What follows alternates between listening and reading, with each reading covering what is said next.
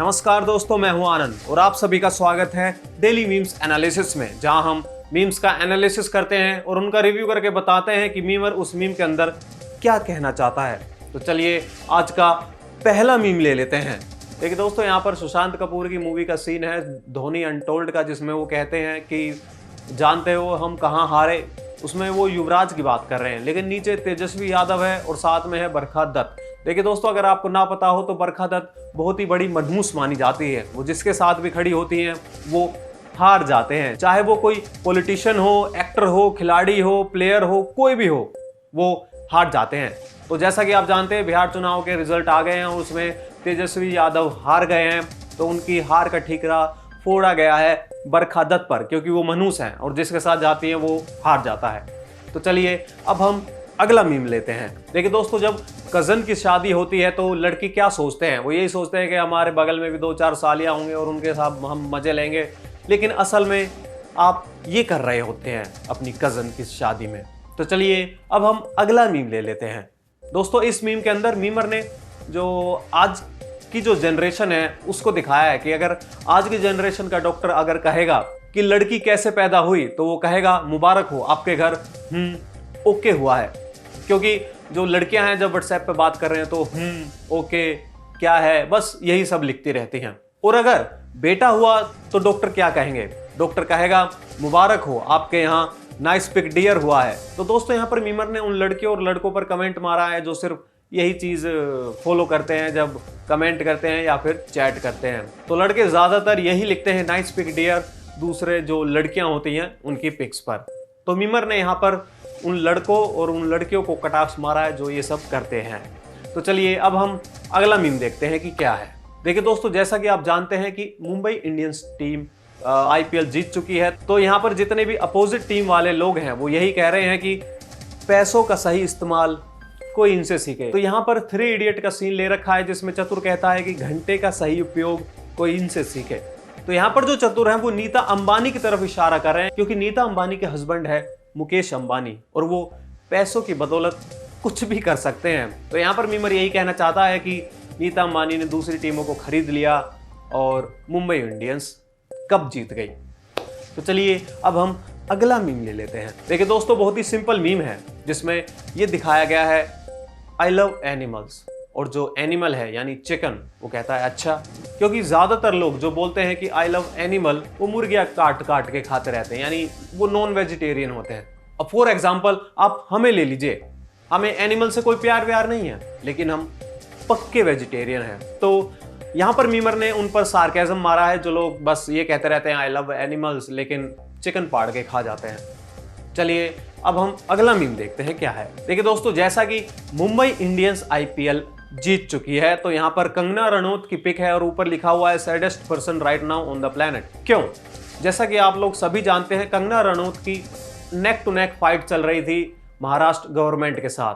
तो मुंबई इंडियंस भी महाराष्ट्र की ही टीम मानी जाएगी, तो अब मुंबई इंडियंस जीत गई है तो कंगना रनौत को ये सब अच्छा नहीं लग रहा। मीमर ने ये दिखाने की यहाँ कोशिश की है और नीचे ये भी लिखा हुआ है पाक occupied Kashmir one IPL 2020 cup. यहाँ पर POK का जो मेंशन हुआ है वो इसलिए हुआ है क्योंकि कंगना रनौत ने POK बोल दिया था महाराष्ट्र को। तो यहाँ पर कंगना रनौत के ऊपर सार्केज़म मारा है क्योंकि मुंबई इंडियंस जीत गई है, तो क्योंकि उनकी तो नेक टू नेक फाइट चल रही है महाराष्ट्र गवर्नमेंट से। तो चलिए अब हम अगला मीम देख लेते हैं। देखिए दोस्तों, एक और मीम कंगना रनौत को और मुंबई की IPL टीम जो जीत गई है उसको लेके यहाँ पर दिखाया गया है Mumbai Indians one the 5th IPL final. तो जो सबसे ज़्यादा सैडेस्ट पर्सन है यानी निराश व्यक्ति हैं वो है कंगना रनौत। इसका रीज़न हम पिछले मीम के अंदर दे चुके हैं, क्योंकि महाराष्ट्र गवर्नमेंट ने उनका घर तोड़ दिया था और उन पर FIR दर्ज करवा दी थी।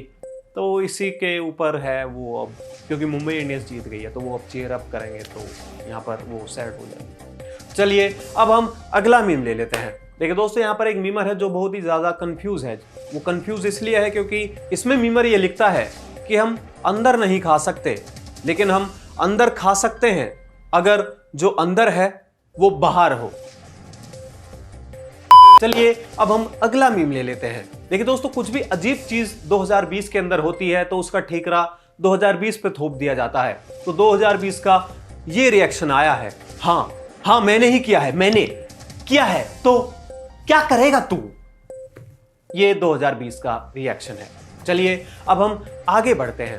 देखिए दोस्तों, यहाँ पर मीमर को बहुत ही नॉर्मल डे लग रहा है, क्योंकि बीजेपी इलेक्शन जीत गई है, जो वो जीतती रहती है। मुंबई इंडियंस दोबारा आईपीएल जीत गई, जो वो जीतती रहती है। और जो दिल्ली के लोग हैं उन्होंने दिल जीत लिया है। इस मीम के अंदर दिल्ली की टीम को टारगेट किया गया है, क्योंकि वो नहीं जीती है, उन्होंने सिर्फ दिल जीता है।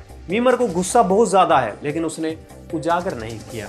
चलिए अब हम आगे बढ़ते हैं, देखते हैं अगला मीम क्या है। देखिए दोस्तों, आपने भी रियलाइज किया होगा कि केले जो सुपरमार्केट में या रिलायंस फ्रेश में या कहीं भी रखे रहते हैं, वो ताज़ा रहते हैं, भले ही 14 या 15 दिन हो जाएं, लेकिन जैसे ही हम उन्हें घर ले आते हैं वो 2 दिन के अंदर ऐसे हो जाते हैं। ऐसा क्यों होता है? अगर आपको इसका रीज़न पता है तो हमें कमेंट करके बताएं। अगर नहीं पता है तो कोई बात नहीं पता, कई चीज़ें होती हैं जो हमें नहीं पता होती हैं। चलिए अब हम अगला मीम ले लेते हैं। देखिए दोस्तों, बिहार का इलेक्शन बीजेपी जीत गई है, तो कांग्रेस का ये कहना कि इसमें धांधलेबाजी हुई है, ये बहुत ही आम बात है। और इसी को लेकर सोनिया जी ने कुछ कहा है।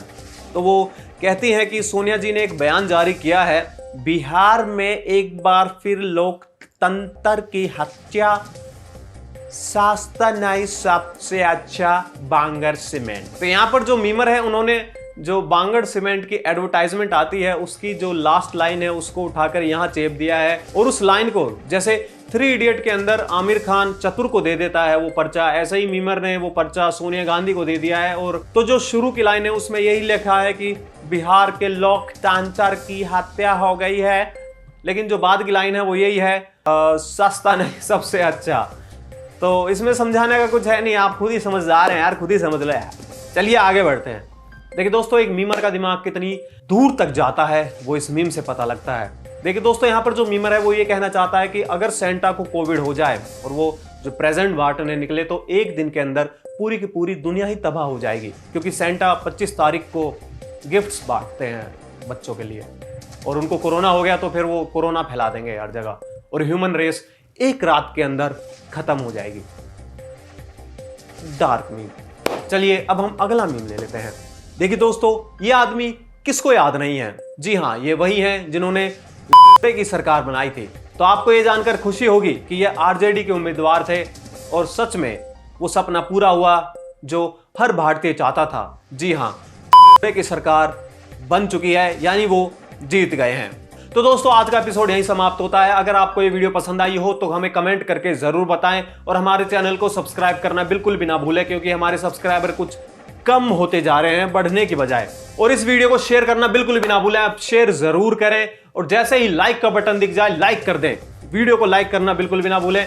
और हम ऐसे ही ठीक रात 9 बजे आते हैं सोमवार से शुक्रवार, और करते हैं मीम्स का रिव्यू, उनका एनालिसिस और विश्लेषण करके आपको बताते हैं कि मीमर उस मीम के अंदर क्या कहना चाहता है, क्योंकि कई बार हमें पता नहीं लगता कि मीमर ने वो मीम क्यों बनाया है। उस मीम के अंदर पूरी की पूरी हिस्ट्री होती है, ज्योग्राफी होती है, भूगोल होता है, मैथमेटिक्स होती है, फिजिक्स होती है, केमिस्ट्री होती है, बहुत कुछ होता है जो आप मिस कर जाते हैं, और हम उस मीम का ट्रू मीनिंग आपके पास लेकर आते हैं। तो हमारे चैनल को सब्सक्राइब करना बिल्कुल भी ना भूलें, वीडियो को शेयर जरूर करें अपने दोस्तों के साथ, और हमारे चैनल को सब्सक्राइब करना बिल्कुल भी ना भूलें, वीडियो को लाइक करके जरूर जाएं। तो मिलते हैं आपसे अगली वीडियो में, तब तक के लिए नमस्कार।